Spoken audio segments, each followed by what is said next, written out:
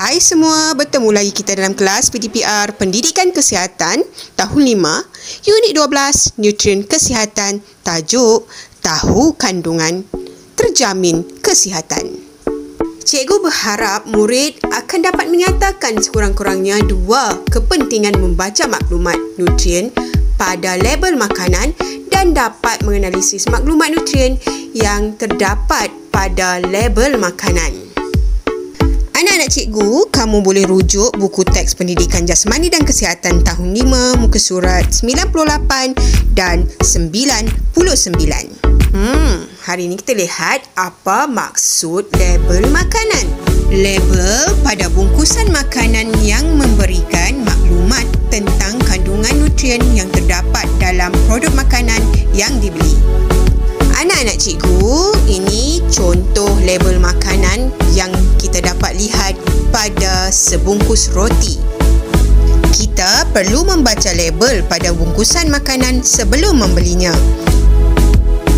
Tahukah kamu apakah kepentingan dan kebaikan membaca label pada bungkusan makanan? Antara kebaikannya yang pertama adalah kita perlu mengetahui jenis nutrien yang terkandung dalam makanan tersebut. Seterusnya, kita perlu mengetahui kualiti makanan berdasarkan bahan atau ramuan yang digunakan. Dan akhir sekali, menjamin kualiti makanan berdasarkan tarikh luput yang dinyatakan. Seterusnya, jom kita lihat panduan membaca label makanan. Pertama, semua label makanan menyenaraikan ramuan produk berdasarkan beratnya. Ramuan yang paling banyak jumlahnya akan disenaraikan dahulu.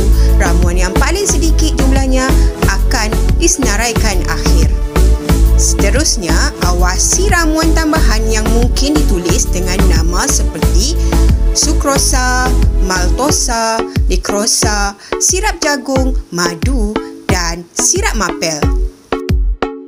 Panduan yang ketiga, makanan yang mengandungi bahan aditif iaitu bahan tambahan perlu menyatakan jenis bahan yang terkandung dalam produk makanan tersebut seperti bahan pengawet, bahan pewarna, bahan perisa serta kondisioner makanan yang dibenarkan.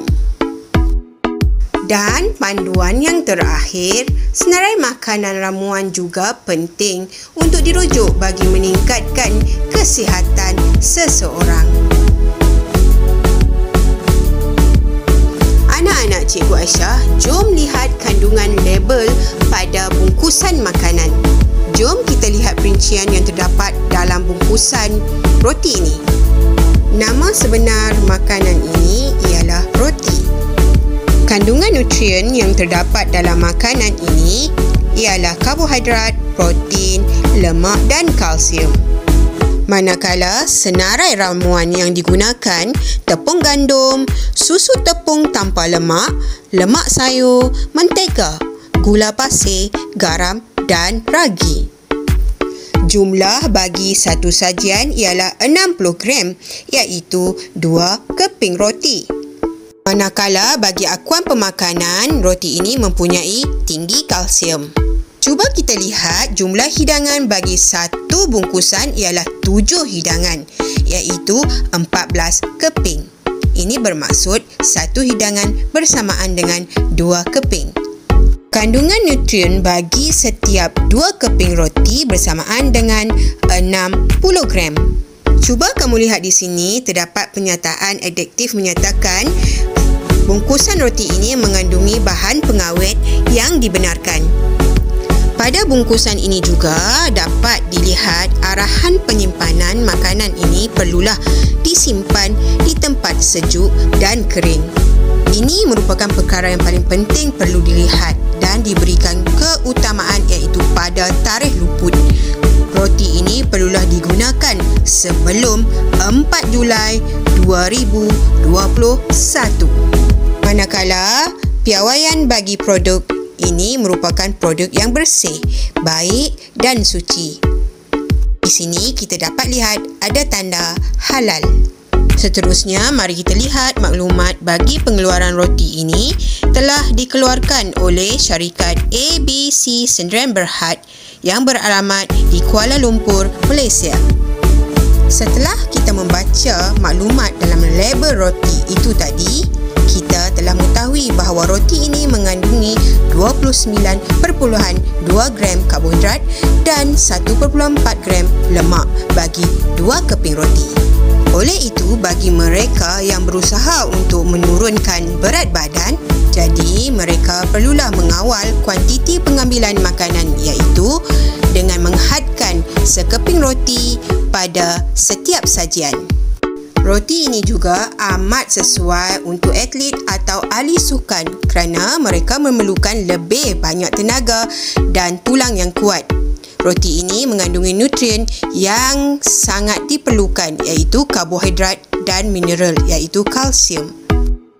Dengan ini, atlet atau ahli sukan boleh menambah bilangan keping roti untuk setiap sajian bagi mendapatkan lebih banyak nutrien. Kesimpulannya di sini, kamu wajib buat sebelum membeli. Apa yang perlu kamu lakukan? Ya, membaca label sebelum membeli.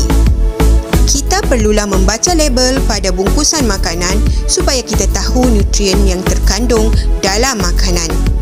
Kita dapat menjaga kesihatan dengan menghadkan pengambilan makanan yang tinggi gula, garam, lemak dan mengandungi bahan adiktif seperti bahan pengawet.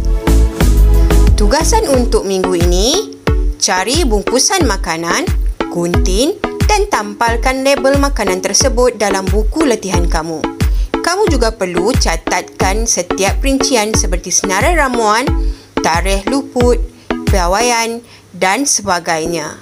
Boleh rujuk dalam buku teks Pendidikan Jasmani dan Kesihatan muka surat 99.